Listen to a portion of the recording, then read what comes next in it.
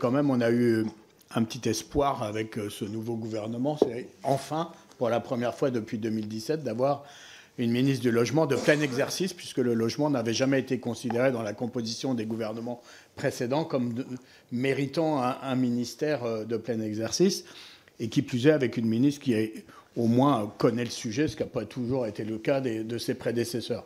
Malheureusement, une fois qu'on a dit ça et qu'on regarde le budget qui arrive, on est assez déçus et j'espère qu'on pourra le corriger dans le débat budgétaire.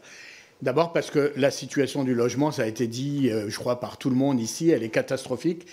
Et c'est une double crise, et ça a été dit aussi par le rapporteur, c'est à la fois une crise économique pour un secteur qui est fragilisé, des promoteurs qui licencient, des agences immobilières qui ferment, la Fédération française du bâtiment qui évalue entre 150 et 200 000 emplois qui sont menacés à court terme dans la filière du bâtiment. Et puis c'est une crise sociale avec 2,7 millions de demandeurs de logement et un coût du logement dans le budget des ménages et qui ampute le pouvoir d'achat. C'est la première cause de dégradation du pouvoir d'achat avant l'inflation que le coût du logement dans le budget des ménages. Donc crise sociale et crise économique.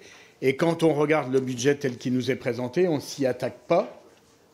Tout ce qu'a fait la Macronie depuis 2017 dans le domaine du logement a été une catastrophe. Au moment où partout en Europe, en Allemagne, en Grande-Bretagne, en Espagne, partout où des pays européens avaient obéi aux sirènes libérales, ils revenaient vers une économie mixte du logement avec une intervention publique plus forte. Ici, en France, on empruntait le chemin inverse et on opérait un contresens historique qui aujourd'hui pèse lourd, puisque le niveau des permis de construire dans notre pays en 2023 est en dessous du record à la baisse que nous avions connu en 91, c'est-à-dire au moment de la grande crise immobilière liée à la guerre du Golfe. Donc on est dans une situation où jamais notre pays a aussi peu construit depuis plus de 30 ans et où le nombre de demandeurs de logement n'a jamais été aussi important et donc il faut remettre le logement sur ses pieds. Sur le plan strictement budgétaire,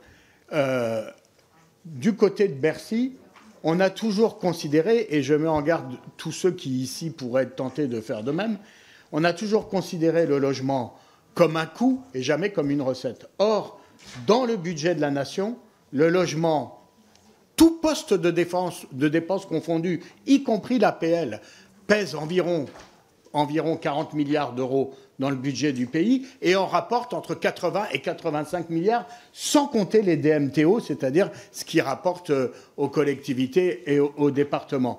Et donc aujourd'hui, quand on constate l'aggravation des comptes publics de la nation et l'aggravation du déficit public, on s'aperçoit que la récession dans le domaine du logement pèse environ pour 10 milliards d'aggravation du déficit public. Donc nous proposons une relance dans deux directions, mais j'aurai l'occasion de m'en expliquer davantage avec les amendements que je défendrai. Deux directions pour la relance de la production. Le logement HLM, dont 65% des salariés de ce pays est éligible, et enfin les primo-accédants, c'est-à-dire ceux qui ne sont pas propriétaires et qui souhaitent le devenir et qui peuvent le devenir, de les aider davantage pour débloquer, fluidifier le parcours résidentiel qui lui-même est totalement bloqué. Voilà quelques pistes. Je suis désolé, j'ai utilisé mes 4 minutes, mais c'est tellement rare de pouvoir parler du logement.